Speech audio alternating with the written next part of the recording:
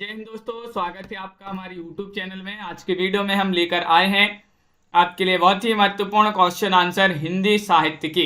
तो चलिए स्टार्ट करते हैं आज की क्लास को। सभी लोग वीडियो को लाइक शेयर अवश्य कर लेंगे और जो चैनल पर पहली बार आए तो वह चैनल को सब्सक्राइब कर लें और ज़्यादा से ज़्यादा वीडियो को शेयर करें। रोज अपनी एक क्लास होती है, महत्वपूर्ण क्वेश्चन आंसर आपके लिए करवाए जाते हैं। आज का अपना यहाँ पर पहला क्वेश्चन दिया गया है, आदिकाल में किन ग्रंथों की प्राधान्यता रही है। ये आपके लिए बताना 196वां क्वेश्चन यहाँ पर दिया गया है और आपके लिए बता दें टेलीग्राम ग्रुप की लिंक डिस्क्रिप्शन में दी गई है, तो यहाँ से जल्दी से सभी लोग एक बार टेलीग्राम ग्रुप को ज्वाइन अवश्य कर लें। वहीं पर आपके लिए लिंक जो है दे दी जाती है लाइव क्लास की। और 3000 प्रश्न की PDF जिनके लिए भी चाहिए हो तो मात्र 199 रुपये में आप परचेस कर सकते हैं। नंबर स्क्रीन पर चल रहा है। आदिकाल में किन ग्रंथों की प्राधान्यता रही है ये पूछा गया है, तो आपका सही आंसर है रासु। देखिएगा आदिकाल में रासु ग्रंथों की प्राधान्यता रही है। इन्हीं रासु ग्रंथों के आधार पर शुक्ल जी ने इस काल का नाम आदिकाल रखा है। इस काल के प्रसिद्ध रासु ग्रंथों की बात करें तो पृथ्वीराज रासु है, खुमाण रासु है, बीसलदेव रासु है, परमाल रासु है, महत्वपूर्ण प्रसिद्ध रासु ग्रंथ माने जाते हैं।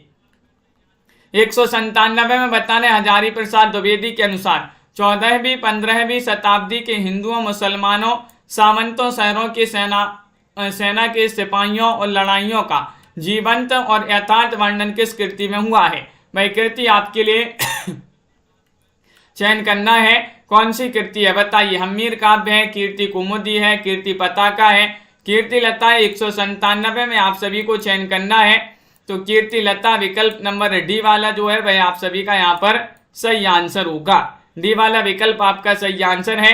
अगला क्वेश्चन यहाँ पर देखिएगा, बीसलदेव रासों में किस शैली का प्रयोग किया गया है बताइएगा। श्रृंगारिक, आख्यान, गेय या फिर प्रबंध।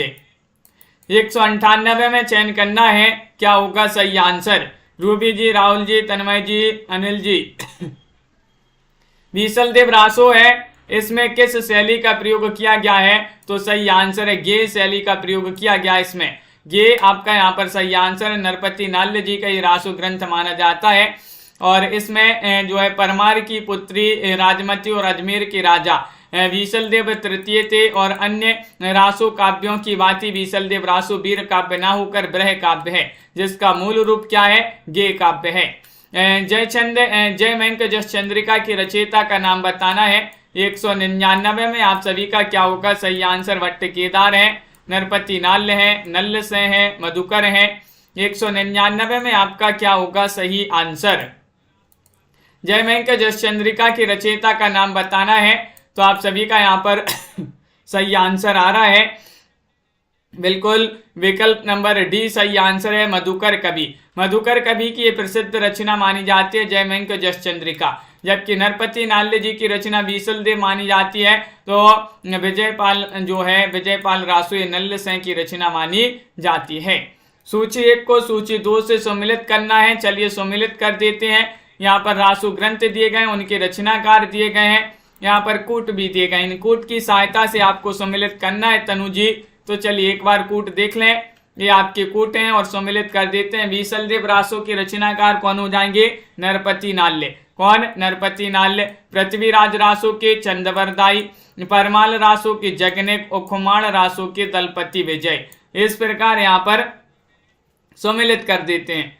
तो आपका कूट में विकल्प नंबर जो सही आंसर है वह बी वाला आप सभी का यहाँ पर सही आंसर होगा। विकल्प नंबर 2 आपका यहाँ पर सही आंसर है। अगला क्वेश्चन यहाँ पर देखिएगा। क्वेश्चन नंबर आप सभी से यहाँ पर अगला क्या पूछा गया है, यहाँ पर दिया गया है क्वेश्चन नंबर 201। यहाँ पर दिया गया, भविष्यत कहा कि रचनाकार कौन है। पुष्पदंत है, स्वयंभू है, धनपाल है, सरैपा है। 201 का सही आंसर चयन कीजिएगा। भविष्यत कहा कि रचनाकार कौन माने जाते हैं, राजीव जी। और आप सभी का सही आंसर होगा यहाँ पर ये धनपाल की रचना मानी जाती है। विकल्प नंबर सी वाला यहाँ पर सही आंसर है। सी वाला विकल्प जिन्होंने भी चयन किया है उनका यहाँ पर सही आंसर है। भविष्यत का हिंदी साहित्य के आदिकाल के अपभ्रंश भाषा के कवि धनपाल की रचना है। पयुम चरियो, रिट्ठनेमी चरियो और स्वयंभू छंद। अपभ्रंश भाषा के कवि स्वयंभू की 3 महत्वपूर्ण रचनाएं पूछी जाती हैं। और महाप्राण तो सभी के लिए पता है, पुष्पदंत की रचना है। दुआ को सरैपा की रचना है। और यहाँ पर 202 में बताना है विद्यापति ने कुल कितने ग्रंथों की रचना की है, ये आप सभी के लिए चयन करना है। 202 में क्या होगा सही आंसर। कल भी अपन ने इस क्वेश्चन को पढ़ा था, नीता जी, प्रिया जी, कि जो विद्यापति हैं इनको मैथिल कोकिल के नाम से जाना जाता है। तिरहुत के राजा शासक थे, कौन, शिवसेन के आश्रय में रहते थे और इन्होंने जो है 16 ग्रंथों की रचना की है। विकल्प नंबर सी सही आंसर होगा। 16 ग्रंथों की रचना की है, इन्हें मैथिल कोकिल कहा जाता है और इनकी महत्वपूर्ण जो रचनाएं हैं कीर्तिलता, कीर्ति पताका, जो कि पूछी जाती महत्वपूर्ण रचनाएं। श्रृंगार काव्य आपके लिए बताना है बीसलदेव रासो है, परमाल रासो है, पृथ्वीराज रासो है, जयमंक जसचंद्रिका है। तो 3 में आप सभी के लिए चयन करना है कौन सा माना जाता है श्रृंगार काव्य। 203 में आपको बताने, अब टेलीग्राम ग्रुप से सभी लोग जुड़ जाएं। अपना जो टेलीग्राम ग्रुप है एग्जाम पर, इसी पर लिंक आएगी आपकी लाइव क्लास की, तो टेलीग्राम ग्रुप से सभी लोग जुड़ जाएं। जो नहीं जुड़ पा रहे हैं टेलीग्राम ग्रुप में, टेलीग्राम में हमें मैसेज करें, हम उनके लिए ऐड कर देंगे। यहाँ पर बीसलदेव रासो जो है ये श्रृंगार काव्य माना जाता है, ये वाला विकल्प आप सभी का यहाँ पर सही आंसर होगा। परमाल रासो वीरता और उत्साह से परिपूर्ण रचना मानी जाती है, परमाल रासो। और जयमंक जसचंद्रिका मधुकर द्वारा प्रेरित आश्रयदाता का स्तुति परक काव्य माना जाता है। और पृथ्वीराज रासो तो चंद्रवरदाई जी का प्रबंध काव्य माना जाता है। कौन सी रचना पुष्पदंत की नहीं है नहीं बताना है, चयन करना है सभी के लिए। चयन करिएगा सभी लोग, क्या होगा सही आंसर। महाप्राण, हृदय कुमार चर्यु, जसहर चर्यु, पयुम चर्यु। तो क्वेश्चन नंबर आपका 4 यहाँ पर दिया गया है और 4 में आप सभी का सही आंसर है। तो विकल्प नंबर डी आपका सही आंसर है, पयुम चर्यु। गोलू जी लिंक डिस्क्रिप्शन में दिए, इस पर क्लिक करें तो टेलीग्राम ग्रुप खुल जाएगा और वहां से ज्वाइन कर लें। और नहीं हो पा रहे तो टेलीग्राम ग्रुप में मैसेज कर दें। पयुम चर्यु रचना जो है स्वयंभू की मानी जाती है और बाकी की रचनाएं तो यहाँ पर पुष्पदंती की मानी जाती है। क्वेश्चन नंबर आप सभी से यहाँ पर 5 पूछा है, सरैपा का संबंध निम्न में से किससे है। सिद्ध साहित्य से, रासो काव्य से, नाथ साहित्य से, जैन साहित्य से। 205 में आपको चयन करना है, क्या होगा सही आंसर। जो सरैपा जी हैं इनका संबंध बता दीजिएगा किससे माना जाता है, बताइए। 5वां क्वेश्चन यहाँ पर दिया गया है और आप सभी का यहाँ पर सही आंसर है, सिद्ध साहित्य आपका सही आंसर है, बिल्कुल सही, बहुत बढ़िया। अगला क्वेश्चन यहाँ पर देखिएगा, क्वेश्चन नंबर आप सभी से यहाँ पर 6 क्या पूछा गया है, यहाँ पर दिया गया है क्वेश्चन नंबर 6 है।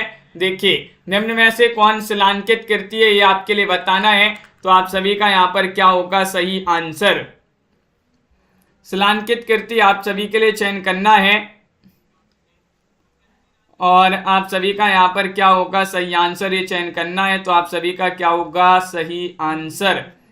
तो यहाँ पर अपन ने कल बिल्कुल 205 तक पढ़ लिए थे, अब 206 से आज जो है यहाँ पर स्टार्ट होते हैं। कुछ क्वेश्चन यहाँ पर डबल हो गए हैं तो कोई बात नहीं। अब चलिएगा यहाँ से स्टार्ट करते हैं। शिलांकित कृति की बात करें तो यहाँ पर राउलवेल जो है बी वाला विकल्प यहाँ पर सही आंसर होगा। राउलवेल आपका सही आंसर है। बताइएगा शालिभद्र सूरी की रचना का नाम बताना है, कौन सी मानी जाती है, क्या होगा सही आंसर।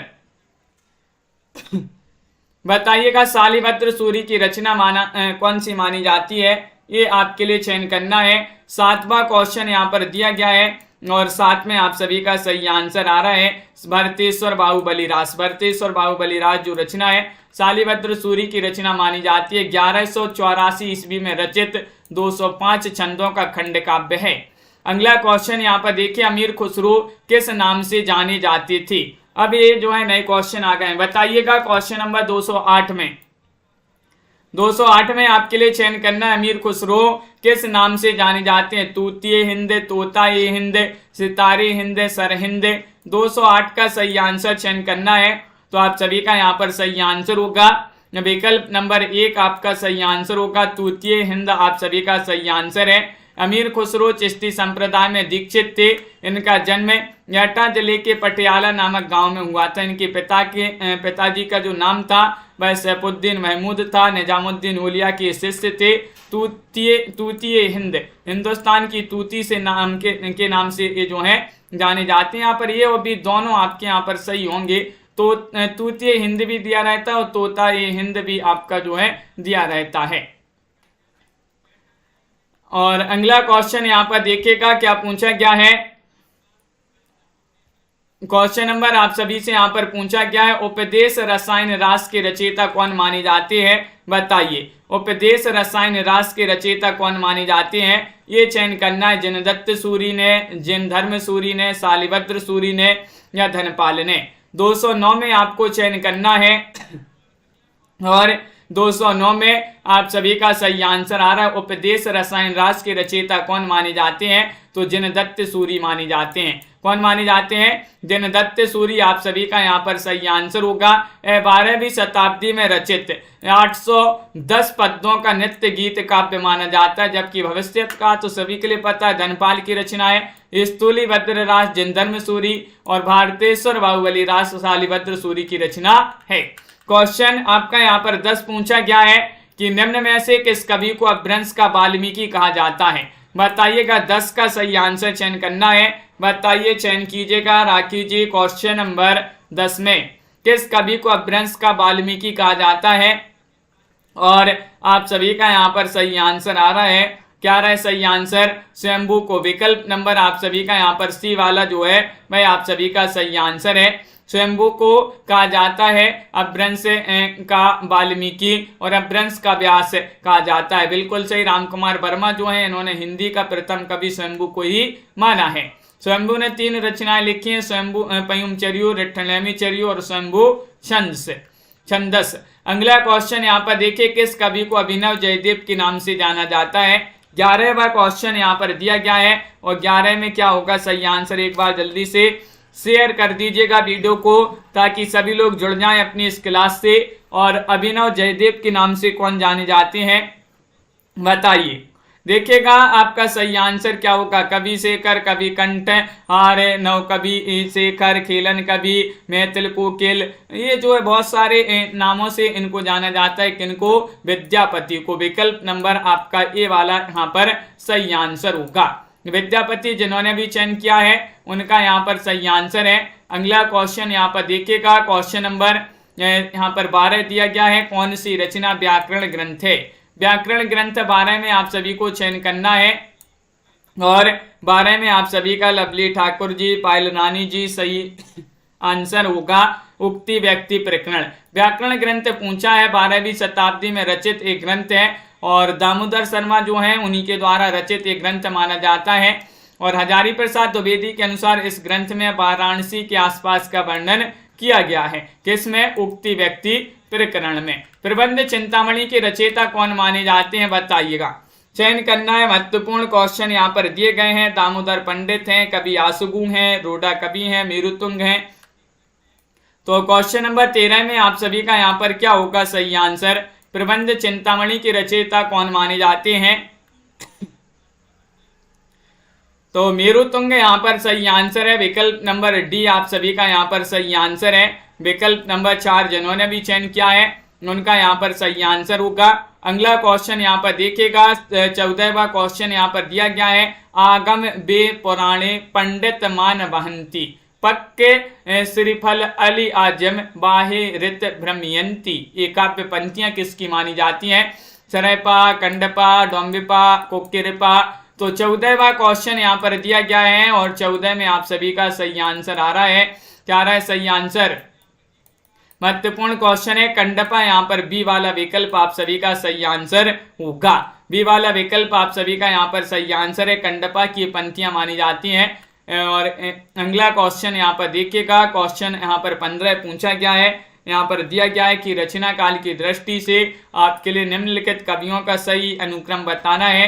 क्या होगा सही आंसर, पियाजी, बताइए। महत्वपूर्ण क्वेश्चन है, रचना काल की दृष्टि से पूछा गया है, तो आप सभी का यहाँ पर सही आंसर होगा।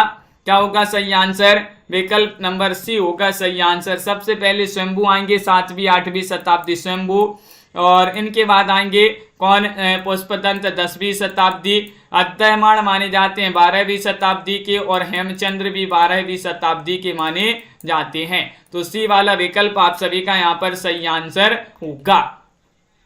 विकल्प नंबर 3 जिन्होंने भी चयन किया है सही आंसर है। अगला क्वेश्चन यहाँ पर देखते हैं।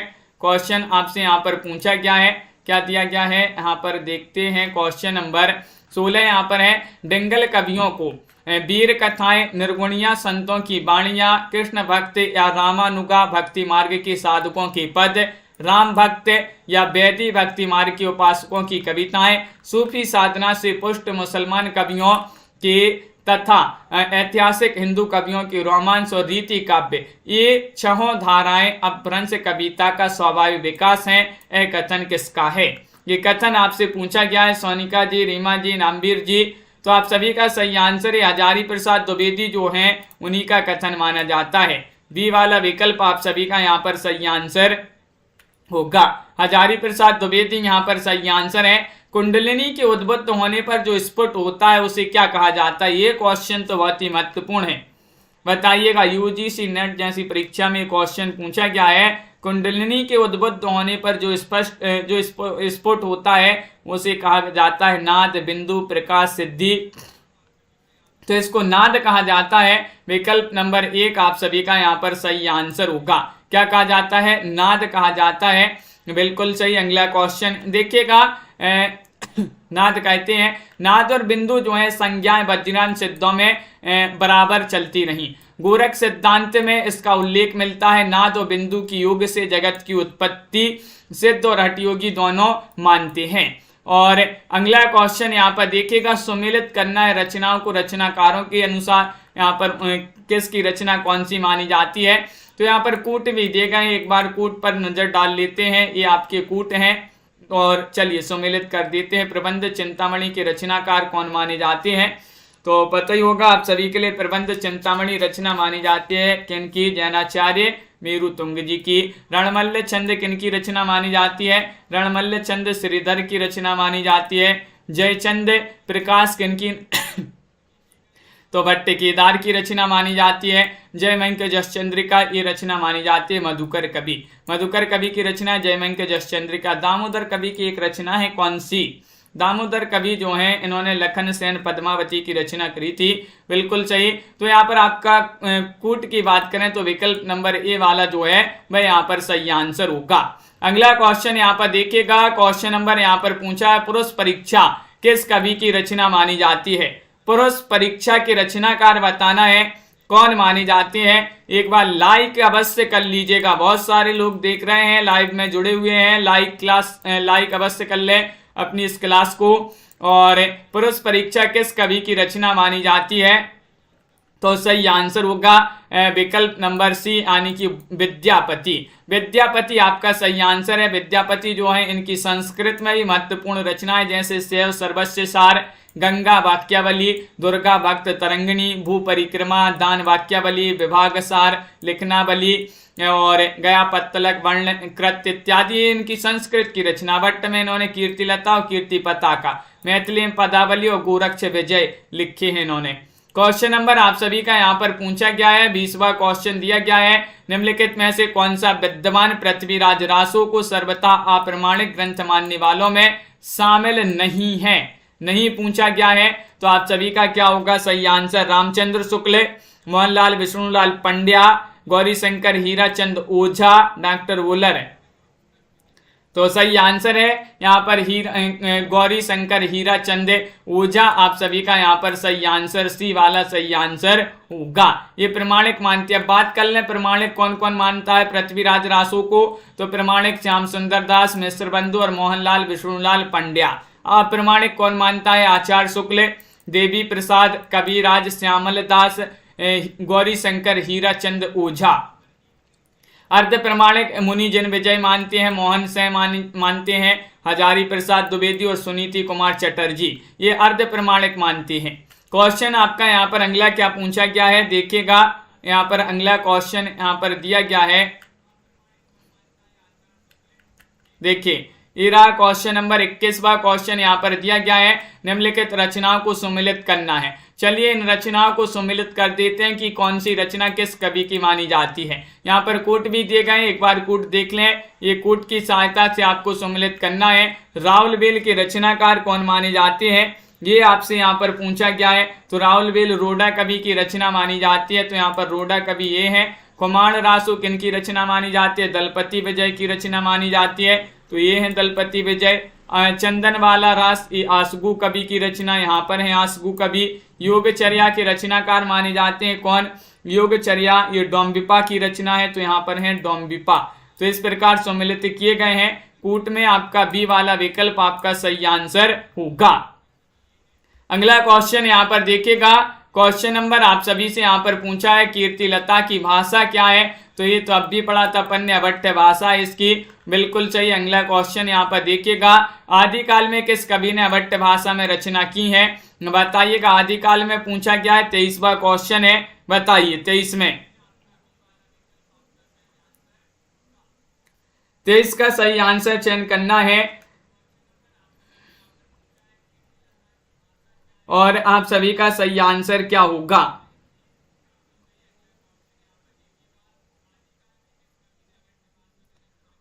तो अनिल जी 20 में ये पूछा गया था कि पृथ्वीराज रासो को अप्रमाणिक ग्रंथ कौन नहीं मानता? तो वहां पर अप्रमाणिक नहीं मानते मोहनलाल विष्णुलाल पंड्या जी, विकल्प नंबर 20 सही आंसर है, वह मानते हैं प्रमाणिक। तो यहाँ पर आदिकाल में किस कवि ने अभट्ट भाषा में रचना की है? तो अब्दुल रहमान आपका सही आंसर होगा, बी वाला विकल्प। बी जिन्होंने भी चयन किया है उनका यहाँ पर सही आंसर होगा। अगला क्वेश्चन यहाँ पर देखिएगा, क्वेश्चन नंबर आप सभी से पूछा है, 24वां क्वेश्चन है कि आदिकाल को अन्य नाम से भी जाना जाता है, वह कौन सा नाम है? वीरगाथा काल है, आधुनिक काल है, छायावादी काल है या फिर प्रगतिवादी काल है? 24 में सही आंसर चयन करना है। आदिकाल को एक और नाम से जाना जाता है, वह नाम आप सभी के लिए चयन करना है, अंजलि जी, अर्चना जी। तो आप सभी का सही आंसर है वीरगाथा काल, विकल्प नंबर 1 आप सभी का यहाँ पर सही आंसर होगा। आदिकाल को वीरगाथा काल के नाम से भी जाना जाता है। और भी विद्वान है जिन्होंने आदिकाल को अनेक नामकरण दिए, जैसे चारण काल का है ग्रियसन जी ने, आदिकाल को आदिकाल हजारी प्रसाद द्विवेदी ने, वीरगाथा काल रामचंद्र शुक्ल ने, तो वही मिश्र बंधुओं ने आरंभिक काल कहा है। और जो राहुल सांकृत्य है इन्होंने सिद्ध सामंत काल कहा है, तो बीज वपन काल महावीर प्रसाद द्विवेदी ने कहा है। और संधि और चारण काल रामकुमार वर्मा ने कहा है। निम्नलिखित कवियों का सही कालक्रम बताइएगा, कौन सा कालक्रम सही है बताइए। यहाँ पर महत्वपूर्ण यहाँ पर जो है कवि दिए गए हैं और इनका सही क्रम बताना है, कौन सा आपका सही आंसर होगा। 25वां क्वेश्चन यहाँ पर दिया गया है, 25 में आपका सी सही आंसर है। सबसे पहले तो आ जाएंगे कौन? सरैपा आ जाएंगे, गोरखनाथ, हेमचंद्र, सोमप्रभ सूरी। इनका यहाँ पर देख लेते हैं, समय देख लेते हैं। सरैपा का समय जो माना जाता है वह माना जाता है 769 ईस्वी, यानी कि ये माना है कि इन्होंने राहुल सांकृत्यन के अनुसार यहाँ पर बताया गया है। वहीं बात करें यहाँ पर गोरखनाथ 845, ये भी राहुल सांकृत्यन के अनुसार। हेमचंद्र 1088 11वीं शताब्दी 10वीं 11वीं शताब्दी के अंतर्गत आते हैं। सोमप्रभ सूरी ये 12वीं शताब्दी के अंतर्गत आते हैं। आला किस ऋतु में गाया जाता है? ये आपसे यहाँ पर पूछा गया है, बताइएगा, चयन कीजिएगा। ग्रीष्म ऋतु में, शरद ऋतु में, वर्षा ऋतु में, वसंत ऋतु में। 26वां क्वेश्चन यहाँ पर पूछा गया है, बताइए आला जो है किस ऋतु में गाया जाता है? और ये आपका यहाँ पर सही आंसर होगा, सी वाला विकल्प, यानी कि वर्षा ऋतु में। रासो काव्य परंपरा के प्रमुख कवि जो जगनिक हैं, इन्होंने इनके द्वारा रचित है परमाल रासो। परमाल रासो जो है इसको आलाखंड के नाम से जाना जाता है। 1230 ईस्वी इसका रचना काल है। एक वीर गीत काव्य है या वीर काव्य जो सामान्यतः वर्षा ऋतु में गाया जाता है। इन रचनाओं को उनके रचनाकारों के साथ सम्मिलित करना है। चलिए सम्मिलित कर देते हैं, कौन सी रचना किसकी है मानी जाती है। यहाँ पर कूट भी दिए गए हैं, कूट की सहायता से सम्मिलित करना है। खुमाण रासो के रचनाकार कौन माने जाते हैं? तो आप सभी का सही आंसर ये तो दलपति विजय की रचना है। कौन सी? खुमाण रासो। बात करें परमाल रासो की, ये जगनिक जी की रचना मानी जाती है परमाल रासो। बात करें यहाँ पर बीसल देव रासो की, तो बीसल देव रासो जो है नरपति नाल्य की रचना, बीसल देव रासो नरपति नाल्य की रचना मानी जाती है। पृथ्वीराज रासो जो है चंद वरदाई की रचना मानी जाती है। विकल्प ये वाला आप सभी का यहाँ पर सही आंसर होगा। अगला क्वेश्चन यहाँ पर देखिएगा, क्वेश्चन नंबर आप सभी से यहाँ पर पूछा गया है। अगला 28वां क्वेश्चन यहाँ पर दिया गया है। देखिए यहाँ पर पूछा गया है, किन रचनाकारों की भाषा को संध्या भाषा कहा जाता है? बौद्ध, सिद्ध, जैन मुनि, संत कवि या फिर रासक परंपरा के कवि? क्वेश्चन महत्वपूर्ण है, सभी लोग सही आंसर चयन करते जा रहे हैं। बहुत बढ़िया, सभी लोगों ने सही आंसर यहाँ पर चयन कर रहे हैं। और किन रचनाकारों की भाषा को संध्या भाषा कहा जाता है? तो बौद्ध सिद्ध आपका सही आंसर होगा। बौद्ध सिद्धों की भाषा को संध्या भाषा कहा जाता है। यह नाम मुनि दत्त तथा अजय वज्र ने दिया है। अतः साधनात्मक भावनाओं को व्यक्त करने के कारण इनकी भाषा को संध्या भाषा कहा जाता है। ये अपन व्याख्या इसलिए पढ़ लेते हैं क्योंकि आयोग जो है अब थोड़ी सा अलग से क्वेश्चन पूछने लगा है, तो अपन विस्तृत पढ़ लेते हैं, तो वो विस्तृत में से ही आपके क्वेश्चन बनते हैं। तो इसलिए अपनी जो व्याख्या रहती है तो वह भी अपन यहाँ पर उसको देखते जाते हैं, थोड़ी थोड़ी पढ़ते जाते हैं। अगला क्वेश्चन यहाँ पर देखिएगा, क्वेश्चन नंबर आप सभी से यहाँ पर पूछा है 29। देखिएगा 29वां क्वेश्चन है। लवली जी बहुत बढ़िया। रचनाकारों को उनकी काव्य भाषा के साथ सम्मिलित करना है। चलिए सम्मिलित कर देते हैं। यहाँ कूट भी दिए गए हैं, कूट की सहायता से सम्मिलित करना है। तो विजयपाल रासो की इनकी भाषा पूछा गया है यहाँ पर, तो भाषा क्या मानी जाती है? विजयपाल रासो नल्ल सें की रचना है, अपभ्रंश भाषा में लिखा गया है। चर्या गीत चर्या गीत को सरेपा की रचना ये संध्या भाषा में रचित है। बात करें कीर्तिलता की, विद्यापति की रचना अभट्ट। कीर्तिलता की भाषा क्या मानी जाती है, ये पूछा है।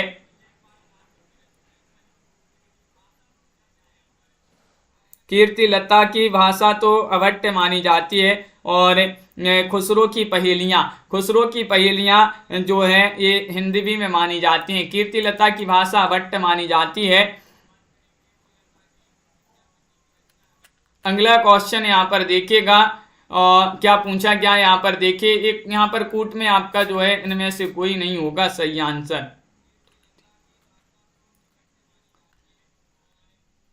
अगला क्वेश्चन यहाँ पर देखिएगा, क्या पूछा गया है यहाँ पर। अगला क्वेश्चन यहाँ पर क्या पूछा गया है, देखिए यहाँ पर दिया गया है। प्रश्न में दिए गए कूट असंगत हैं क्योंकि विद्यापति की कीर्तिलता भट्ट भाषा में है, पदावली जो है वह मानी जाती है मैथिली भाषा में। अगला क्वेश्चन यहाँ पर देखिएगा, 12 बरस लो कुकर जीवे अरु 13 लो जिये सयार, बरस 18 क्षत्रिय जीवे आगे जीवन को धिक्कार। ये आपके लिए पंक्ति बताने किस रासो काव्य की मानी जाती हैं? 30 में आपके लिए चयन करना है, बताइएगा क्या होगा सही आंसर। 30वां क्वेश्चन है, 4 विकल्प आपके दिए गए हैं और परमाल रासो की प्रसिद्ध बहुत ही महत्वपूर्ण पंक्तियां मानी जाती हैं, पूछी जाती हैं। बरस 18 जो है 12 बरस लो कुकर जीवे अरु 13 लो जिये सयार, बरस 18 क्षत्रिय जीवे आगे जीवन को धिक्कार। अगला क्वेश्चन यहाँ पर देखिएगा, आलाखंड की पंक्तियां हैं। अगला क्वेश्चन यहाँ पर दिया गया है, आदिकालीन साहित्य में वीर रस की रचना में किस भाषा का प्रयोग हुआ है? 31 में सही आंसर चयन करना है, बताइए। पुष्पा जी, सिमानी जी, सभी लोग बताते जाइएगा। दिनेश जी क्या होगा सही आंसर? पिंगल, बुंदेली, डिंगल या प्राकृत? सभी लोग बताइए, लाइक भी करते जाइए। आदिकालीन साहित्य में वीर रस की रचना में किस भाषा का प्रयोग हुआ है? डिंगल आप सभी का यहाँ पर सही आंसर होगा। आदिकाल में वीर रस की रचना में डिंगल या भाषा या शैली का प्रयोग हुआ है। ये 2 भाषाओं के मिश्रण से बनती है, आपके लिए पहले ही बता चुके हैं। डिंगल जो है बनती है अपभ्रंश प्लस राजस्थानी से, जबकि जो पिंगल है, पिंगल अपभ्रंश प्लस राजस्थानी से बनती है, सॉरी अपभ्रंश प्लस ब्रज भाषा से। कौन सी? पिंगल, और अपभ्रंश प्लस राजस्थानी से डिंगल। शब्दानुशासन के लेखक बताना है, कौन माने जाते हैं? क्वेश्चन नंबर आप सभी का यहाँ पर पूछा गया 32। रामचंद्र शुक्ल हैं, हेमचंद्र हैं, सरयपाद हैं, शंभू हैं, कौन माने जाते हैं? सभी लोग चयन करिएगा। 32वां क्वेश्चन यहाँ पर दिया गया है और हेमचंद्र जिन्होंने भी विकल्प नंबर बी चयन किया है उनका सही आंसर है। व्याकरण ग्रंथ माना जाता है, इसमें संस्कृत, प्राकृत और अपभ्रंश तीनों का समावेश इसमें किया गया है। खालिक बारी किसकी रचना मानी जाती है? खालिक खलक की है, रहीम जी की, अमीर खुसरो, अकबर। 33 में आप सभी का यहाँ पर सही आंसर क्या होगा? खालिक बारी बताना है किनकी रचना मानी जाती है? आशा जी, कल्पना जी, अमीर खुसरो यहाँ पर सही आंसर होगा विकल्प नंबर सी। खालिक वारी जो है कोश ग्रंथ, दो सुकने, हालात कन्हैया, नजरान ये हिंदी, पहेलियां, मुकरियां, गजल आदि जो हैं अमीर खुसरो की रचनाएं मानी जाती हैं। अब अमीर खुसरो से 3 क्वेश्चन तो बहुत ही महत्वपूर्ण पूछे जाते हैं। अमीर खुसरो का वास्तविक नाम क्या है? अबुल हसन। अमीर खुसरो के गुरु कौन थे? निजामुद्दीन औलिया। और खड़ी बोली के आदि कवि और प्रथम कवि कौन कहे जाते हैं? तो अमीर खुसरो। ये 3 क्वेश्चन जो हैं बहुत ही महत्वपूर्ण क्वेश्चन माने जाते हैं। अपभ्रंश को पुरानी हिंदी किसने कहा है? क्वेश्चन नंबर 34 यहाँ पर दिया गया है। गिरीशन ने, श्याम सुंदर दास ने, गुलेरी ने, भारतेंदु जी ने। तो बताइएगा अपभ्रंश को पुरानी हिंदी क्या होगा सही आंसर? सभी लोग सही आंसर चयन करेंगे और सभी लोग बता रहे कि गुलेरी जी ने। किन्होंने? जो चंद्रधर शर्मा गुलेरी हैं, ये अपभ्रंश या उत्तर अपभ्रंश को पुरानी हिंदी सबसे पहले अगर कहा है तो वह कहा है चंद्रधर शर्मा गुलेरी जी ने।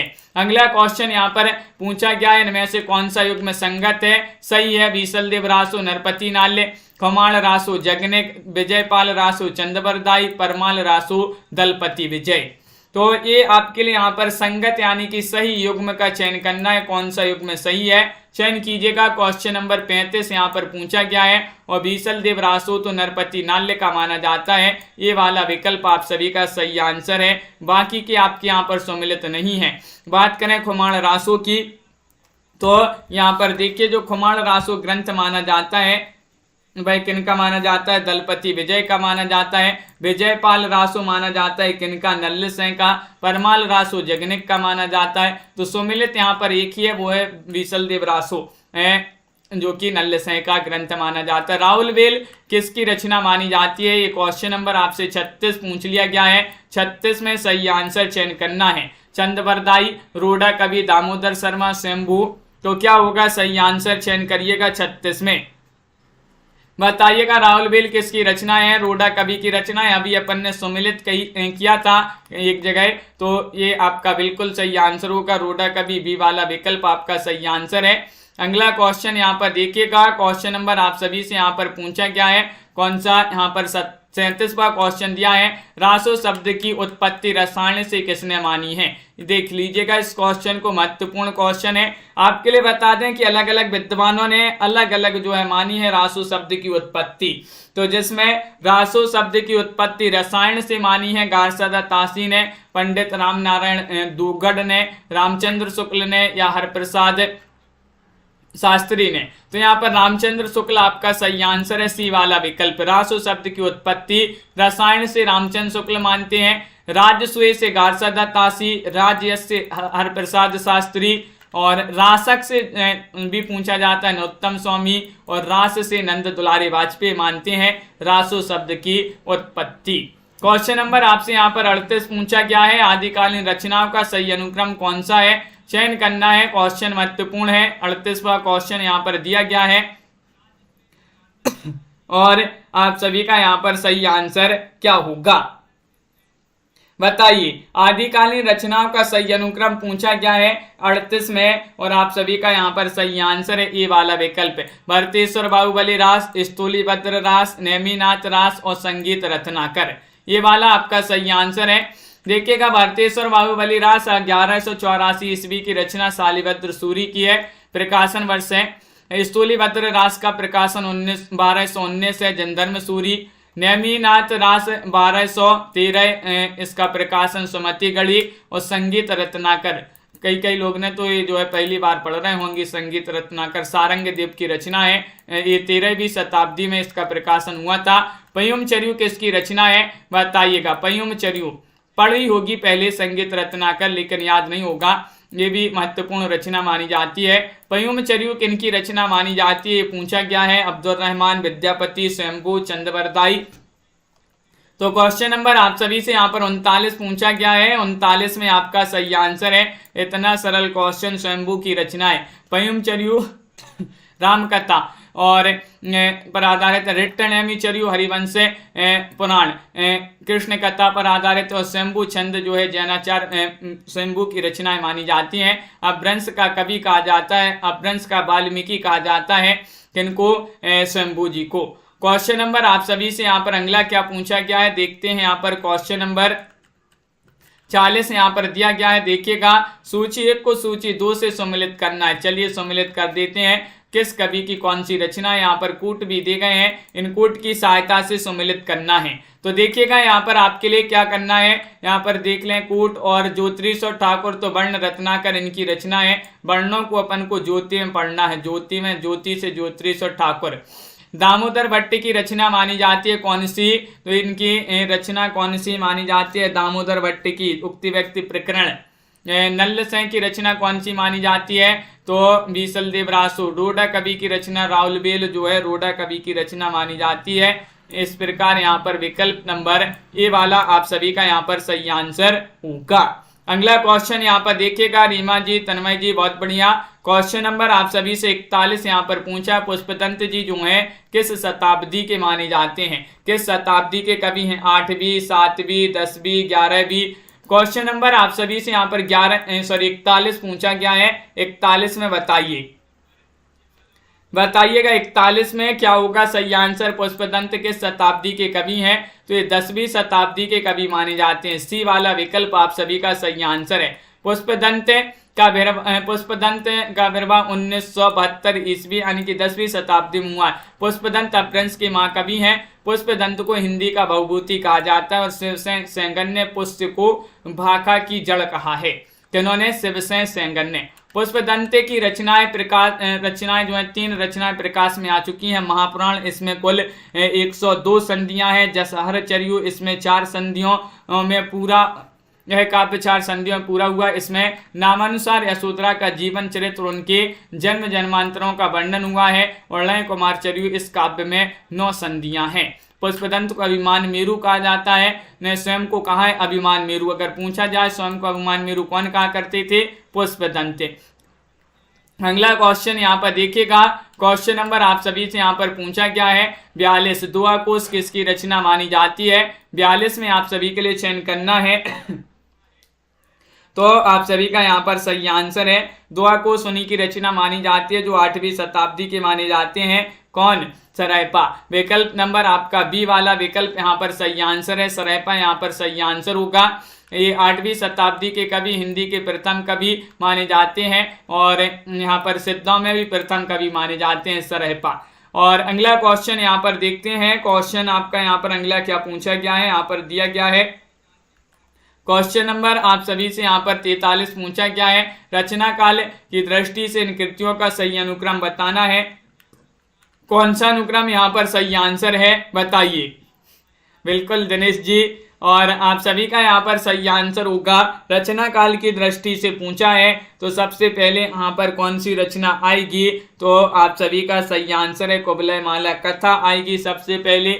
उसके बाद राउल बेल, उक्ति व्यक्ति प्रकरण और वर्ण रत्नाकर। ये वाला विकल्प यहाँ पर सही आंसर होगा।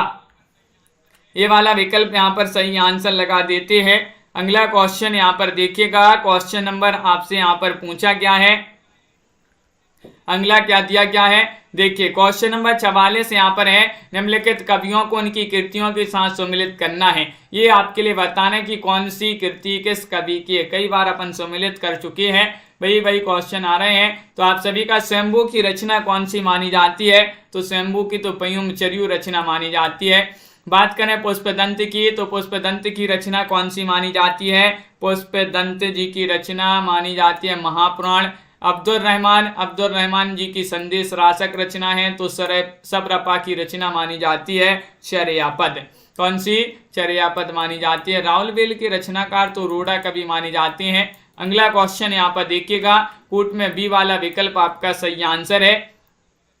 क्वेश्चन नंबर आप सभी का यहाँ पर 45 आज का चैलेंज प्रश्न। तो सभी लोग तैयार हैं बताने के लिए इसका आंसर। सरैपा का संबंध निम्न में से किससे, दैत तेरी की। इतना सरल क्वेश्चन सभी से बन जाएगा। बताइएगा क्या होगा सही आंसर। सरैपा का संबंध किस साहित्य से है, आपके लिए इसका आंसर कमेंट में लिखना है। आपको 3000 प्रश्नों की पीडीएफ, टॉप 3000 प्रश्न जिनके लिए भी चाहिए हो तो भाई आप जो है नंबर इसके पर चल रहा है, संपर्क कर लें। 199 रुपए की पीडीएफ अभी आपके लिए मिल जाएगी टॉप 3000 प्रश्न की। तो सभी लोग जो है उस PDF को जो ही परचेस करना चाहता है संपर्क कर सकते हैं। सभी के लिए बहुत बहुत धन्यवाद। आज के वीडियो में बस इतना ही। अनिल जी एक बार लाइक अवश्य कर लेंगे सभी लोग। सुनैना जी, सुरेंद्र जी, रीमा जी, नीता जी, टमाटर जी, आशा जी, मनोज जी, अनीता जी, मुकेश जी, नामवीर जी, डॉक्टर रोज सिंह जी, तन्मय जी, दिनेश जी, विशाल जी और तनु जी, सुनैना जी, मुकेश जी, बिंदु जी, प्रीति जी, नीलम जी, डॉक्टर रोज सिंह जी, रीमा जी, वंदना जी, गोलू जी, अर्चना जी, मेधा जी, लवली ठाकुर जी, राखी जी, रजनी जी, पुष्पा जी, सुंदरिका जी और अपर्णा जी, नीलम जी, रीमा जी, हरीश चंद्र पटेल जी, अनीता जी, सभी के लिए बहुत बहुत धन्यवाद। पंकज जी और रजनी जी, दिनेश जी, बिंदु जी, वंदना जी, सभी के लिए बहुत बहुत धन्यवाद। और कल है अपना संडे के लिए आपके लिए बता दें, संडे को जो है अपनी क्लासें कौन कौन सी ऑफ रहती हैं। तो सुबह 9 बजे वाली क्लास नहीं होगी संडे को, 2 बजे वाली नहीं होगी, 4 बजे वाली नहीं होगी, ये 3 क्लास नहीं होगी। और जो अपनी अब 7:30 बजे चलती थी वो 8 बजे होने लगी। तो 8 बजे वाली क्लास से जुड़िएगा सभी लोग शाम को संडे को, और रात्र में 10 बजे वाली होती ही है। नीलम जी, वंदना जी, सभी के लिए बहुत बहुत धन्यवाद। और गोलू जी बिल्कुल, सभी के लिए लाइक शेयर अवश्य कर लेना है जिन्होंने अभी तक लाइक शेयर नहीं किया है। और आज के वीडियो में बस इतना ही। जय हिंद।